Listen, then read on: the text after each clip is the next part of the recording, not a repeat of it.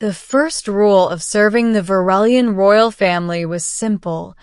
No human had ever been trusted to stand within arm's reach of a princess. The second rule was unspoken. If one ever did, it would not end well. Marcus Hale broke both. He stood motionless at the edge of the glass-balconied procession hall, armor polished dull to avoid reflecting the palace lights. Beyond the transparent walls, the sapphire storms of Virellia coiled across the sky like living things. The planet was classified by the Galactic Council as a mid-level death world.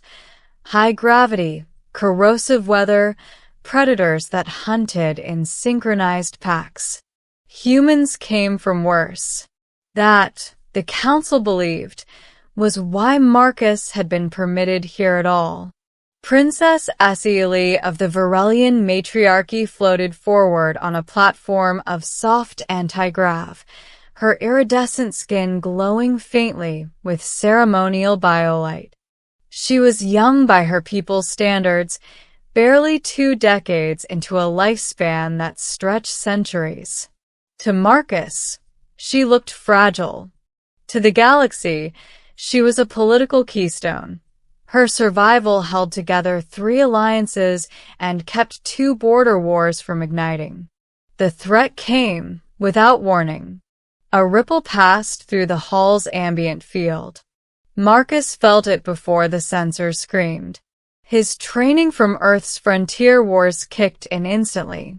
He stepped forward, placing himself between the princess and the open air beyond the balcony. Threat detected, the palace AI announced far too calmly. The assassin phased in mid-stride, chitin armor shimmering as it forced itself into real space.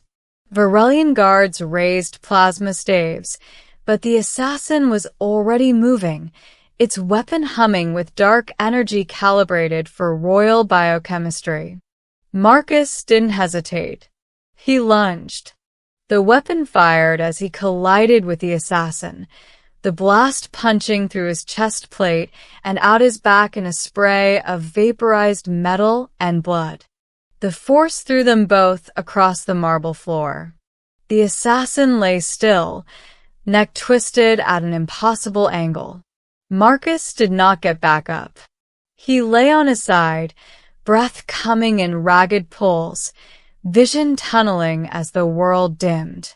He could hear shouting, feel hands, too delicate, too careful, pressing against his armor.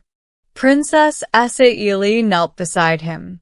Her glow flared white with shock and grief, a reaction no one had ever seen from a Virellian royal in public. "Why?" she whispered in fractured trade tongue. "Did you step forward?" Marcus managed a weak smile. "That was the job, Your Highness." He died before the medics arrived. The galaxy learned of his death within the hour. At first, the response was predictable. The Council issued condolences.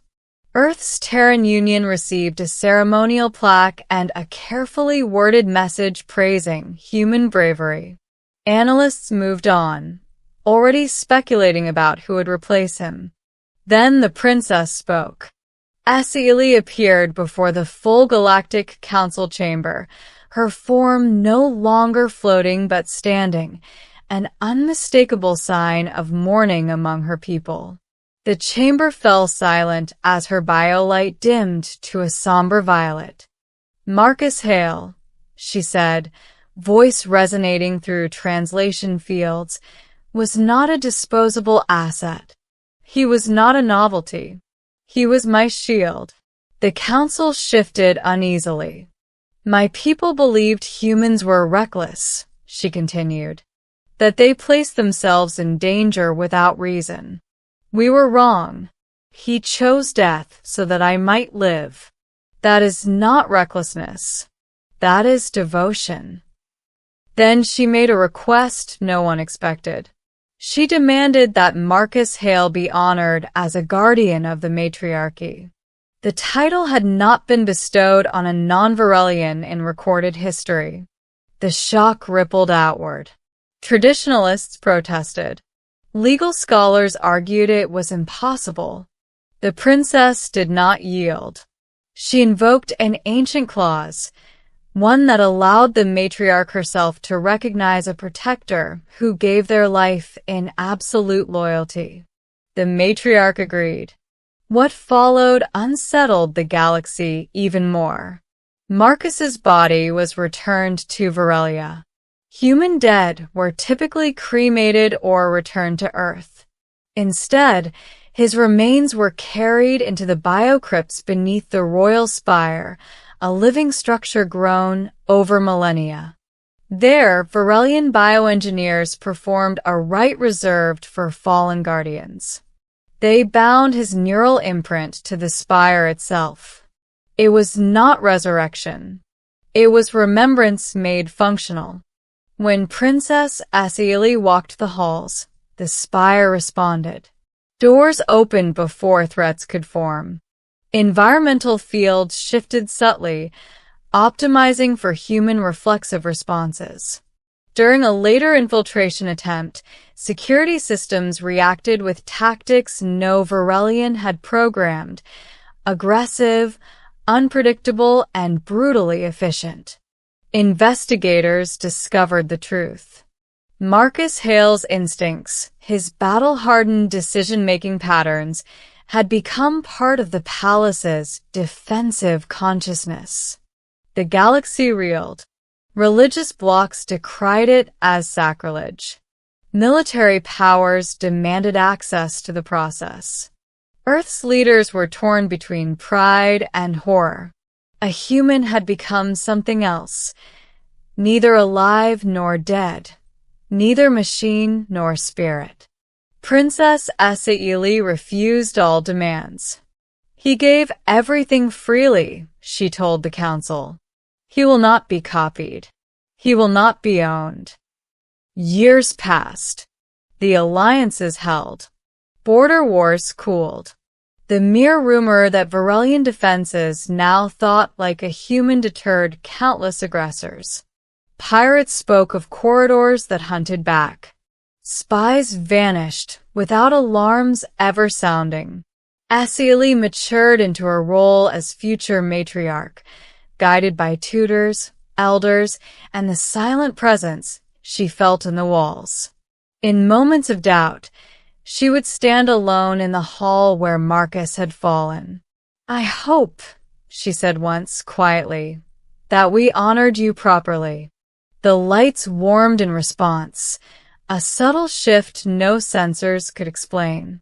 When Sae'li was finally crowned matriarch, she made her first decree before the galaxy. Henceforth, humans would be recognized as Deathworld equals. Not mercenaries. Not curiosities. Equals. The council ratified it unanimously. Statues of Marcus Hale were raised on worlds that had never known a human face. Children learned his name in schools light years from Earth. Among the Virellians, mothers told hatchlings a new kind of legend, not of immortal queens or ancient beasts, but of a soft-skinned warrior who stepped forward when it mattered most.